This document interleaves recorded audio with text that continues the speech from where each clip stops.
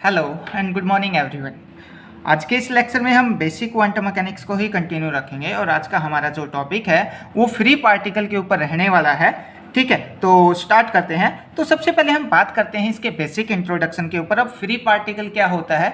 अगर किसी पार्टिकल के ऊपर लगने वाला फोर्स अगर जीरो हो जाए तो उसको हम क्या बोलेंगे? फ्री पार्टिकल बोलेंगे। और साथ ही अगर फ्री पार्टिकल है तो उस फ्री पार्टिकल की जो एनर्जी है वो कैसी रहेगी? कंटिन्यूस एनर्जी रहेगी। और हम ये बोल सकते हैं कि जो फ्री पार्टिकल है इसकी पोजीशन माइनस इनफाइनाइट से प्लस इनफाइनाइट के बीच में ये कहीं पे भी पाया जा सकता है। ठीक है, और साथ में इसकी जो एनर्जी की वैल्यू है वो कुछ भी हो सकती है, क्योंकि ये माइनस इनफाइनाइट से लेके प्लस इनफाइनाइट पे कहीं पे भी पाया जा सकता है। ठीक है, तो सबसे जो इम्पोर्टेंट पॉइंट है वो यही है कि अगर किसी पार्टिकल के ऊपर लगने वाला फोर्स कितना हो, जीरो हो, तो उसको हम क्या बोलेंगे? फ्री पार्टिकल बोलेंगे।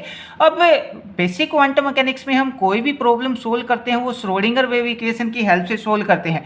अब हमने बोला कि पार्टिकल के ऊपर लगने वाला फोर्स कितना है? जीरो है। फोर्स की हेल्प से तो मैं अब श्रोडिंगर वेव इक्वेशन सोल्व नहीं कर सकता, तो अपने को यहाँ पे इंट्रोड्यूस करना पड़ेगा पोटेंशियल। ठीक है, तो हमने यहाँ पे जो पोटेंशियल है उस पोटेंशियल को कितना मान लिया? जीरो मान लिया या फिर कांस्टेंट मान लिया। अब जीरो कांस्टेंट क्यों माना है? क्योंकि पोटेंशियल किस पे डिपेंड करता है? रेफरेंस पॉइंट के ऊपर डिपेंड करता है। ठीक है, आप मैं कहीं पे भी रेफरेंस पॉइंट मान के पोटेंशियल एनर्जी को जीरो और कांस्टेंट मान सकता हूं। ठीक है, तो हमने सबसे पहले लिखा जो फ्री पार्टिकल है, free particle means F equal to zero. किसी पार्टिकल के ऊपर लगने वाला फोर्स कितना हो जाए? जीरो। अब फोर्स को हम कैसे लिख सकते हैं? फोर्स को हम लिख सकते हैं negative of derivative of some scalar function. ठीक है, और तो हमने फोर्स को लिखा F equal to minus del V।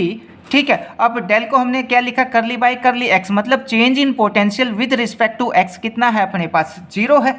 ठीक है, अब पोटेंशियल कैन जीरो और कांस्टेंट, पोटेंशियल जीरो भी हो सकता है और कांस्टेंट भी हो सकता है। तो इसको सोल्व करने के लिए, इस फ्री पार्टिकल की प्रॉब्लम को सोल्व करने के लिए हमने यूज किया है टाइम इंडिपेंडेंट श्रोडिंगर इक्वेशन का। और टाइम इंडिपेंडेंट श्रोडिंगर इक्वेशन क्या होती है अपने पास? Curly square psi by curly x square plus 2m by h cut square a minus v psi equal to zero.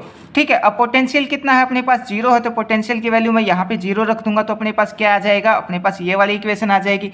Next step में क्या किया मैंने? इस पूरे को के पुट कर दिया। ठीक है, इस पूरे को मैंने क्या पुट कर दिया? के स्क्वायर पुट कर दिया। तो के की वैल्यू अपने पास क्या आ जाएगी? के की वैल्यू आ जाएगी अपने पास, स्क्वायर को इस तरफ लेके आऊंगा तो क्या आ जाएगा? इस पे रूट आ जाएगा। ठीक है, अब ये अपने पास जो इक्वेशन आई है ये अपने पास सेकंड ऑर्डर डिफरेंशियल इक्वेशन है, और इस सेकंड ऑर्डर डिफरेंशियल इक्वेशन का हम एक प्लेन वेव सॉल्यूशन लेके चलते हैं। ठीक है, तो हमने इसका प्लेन वेव सॉल्यूशन ले लिया। Psi x equal to a की power eta k x plus b minus b की power minus eta k x. ठीक है, अब ये जो के की वैल्यू है, के की वैल्यू से हम यहाँ पे फ्री पार्टिकल की एनर्जी निकाल सकते हैं। तो के की वैल्यू अपने पास ये थी, स्क्वायर को वापस इस रूट को वापस उस तरफ लेके जाऊंगा तो क्या आ जाएगा? के स्क्वायर आ जाएगा। तो के स्क्वायर यहाँ पे आ गया। ए की वैल्यू मैं यहाँ से निकाल सकता हूँ, एच कट स्क्वायर को उस तरफ लेके जाऊंगा, ये इधर आके डिवाइड में हो जाएगा। ठीक है, तो ये अपने पास क्या आ जाएगी? एनर्जी आ जाएगी किसकी? फ्री पार्टिकल की। ठीक है, तो अब अगर मैं यहाँ पे एनर्जी को ध्यान से देखूँ तो एनर्जी क्या है? एनर्जी डायरेक्टली प्रोपोर्शनल है किसके? के स्क्वायर के। ठीक है, तो इसका मैं ई के डायग्राम बनाता हूँ। ई के डायग्राम, एक तरफ एनर्जी है, एक तरफ क्या है? वेव वेक्टर है।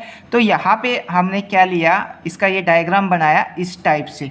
ठीक है, तो इस फ्री पार्टिकल की जो एनर्जी है वो क्वांटाइज नहीं होगी। फ्री पार्टिकल की एनर्जी कैसी होगी? हमेशा कंटिन्यूस होगी। ठीक है, और साथ में जो फ्री पार्टिकल की जो पोजीशन है उसके अंदर जो अनसर्टेनिटी है, फ्री पार्टिकल माइनस इनफाइनाइट से लेके प्लस इनफाइनाइट तक कहीं पे भी पाया जा सकता है। और इसकी एनर्जी की वैल्यू कुछ भी हो सकती है, क्योंकि माइनस इनफाइनाइट से प्लस इनफाइनाइट पे कहीं पे भी पाया जा सकता है।